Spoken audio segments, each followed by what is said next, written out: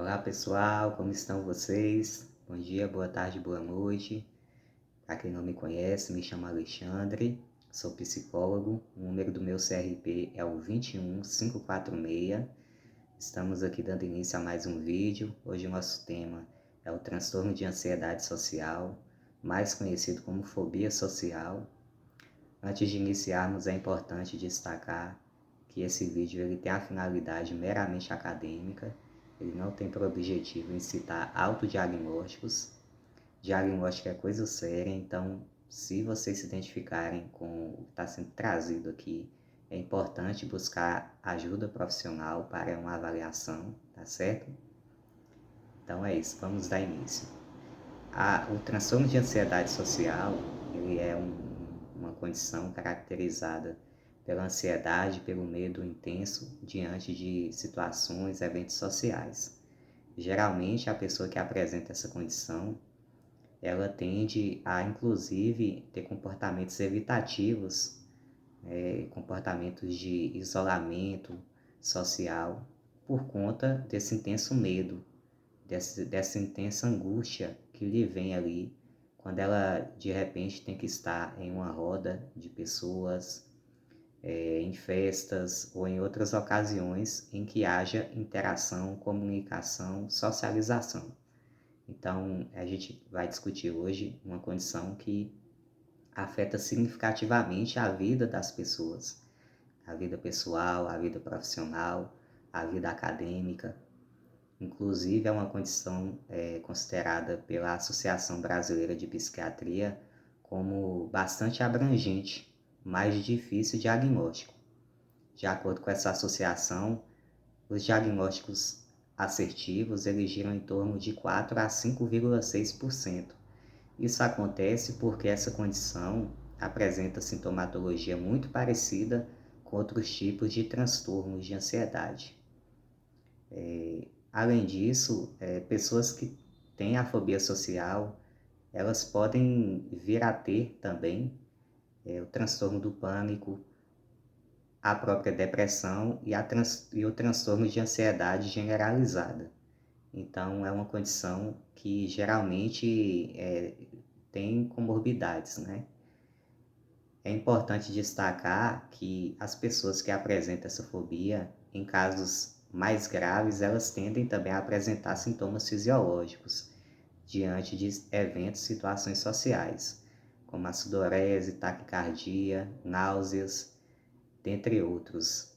Então, quando a pessoa ela consegue ter um enfrentamento em relação ao seu desejo de ficar isolada em casa, ainda assim, naquele evento, naquela situação, ela pode vir a ter um quadro sintomatológico ali, fisiológico, intenso, que faça com que ela sinta essa angústia e acabe saindo ali daquele contexto de interação. Então, isso é importante destacar para, de fato, dar ênfase, né, a como essa condição ela afeta de forma significativa a vida das pessoas.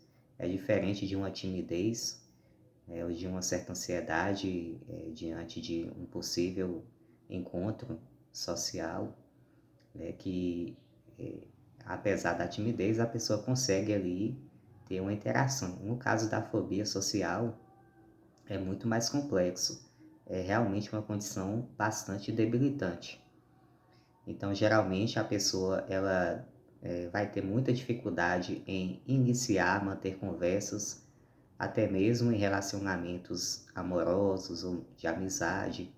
Ela vai ter dificuldade em falar em público, por exemplo, em apresentações de trabalho, ou mesmo em festas, rodas sociais com amigos.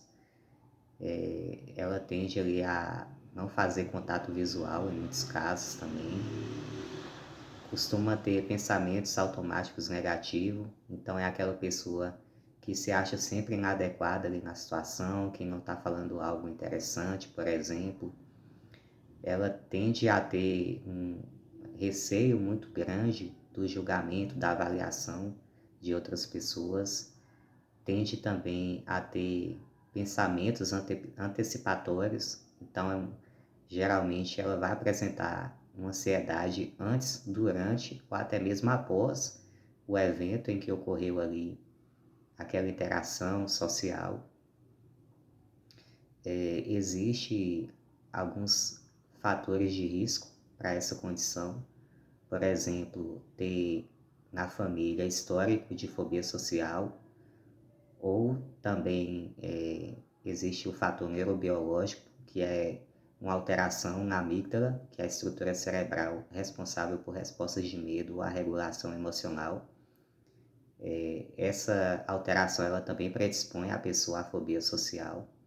Além disso, fatores ambientais e psicológicos, pessoas que passam a vida sendo muito criticadas, que passam por muitas humilhações em casa, fora de casa, pessoas que sofrem ou já sofreram bullying ao longo da vida, pessoas com perfil mais tímido, mais retraído, que não foram devidamente estimuladas a estarem em contextos onde elas iriam utilizar aí das habilidades de comunicação, de socialização, de interação, elas também tendem a desenvolver a fobia social.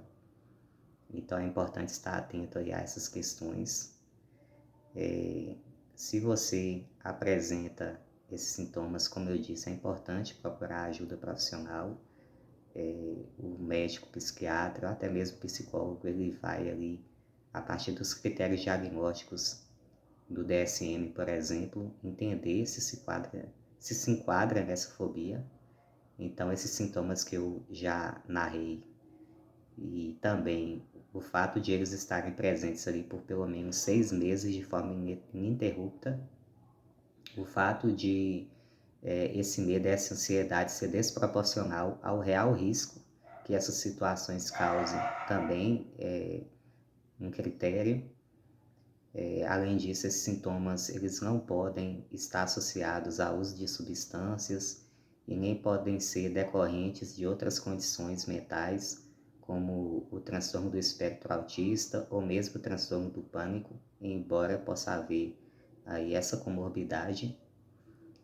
E sobre a questão do tratamento, existe aí várias psicoterapias, várias abordagens que vão aí dar conta, mas a literatura geralmente aponta a terapia cognitivo-comportamental por meio ali do treinamento de habilidades sociais, que facilita que a pessoa desenvolva melhores relações interpessoais, tenha ferramentas suficientes para poder lidar com esses contextos.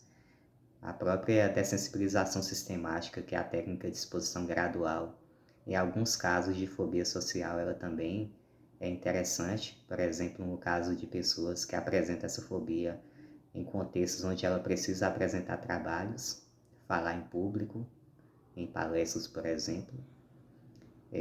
Além disso, né, a reestruturação cognitiva ela vai atuar ressignificando pensamentos negativos, pensamentos automáticos negativos por outros mais realistas, mais funcionais. Também é uma estratégia bastante interessante.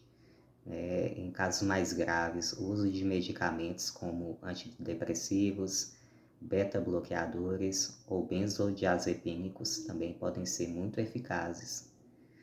Existem também algumas estratégias complementares aí que são bem interessantes no caso da fobia social, as técnicas de relaxamento, de respiração, a atividade física também é interessante para poder a pessoa conseguir lidar melhor ali com o estresse, estabilizar o humor.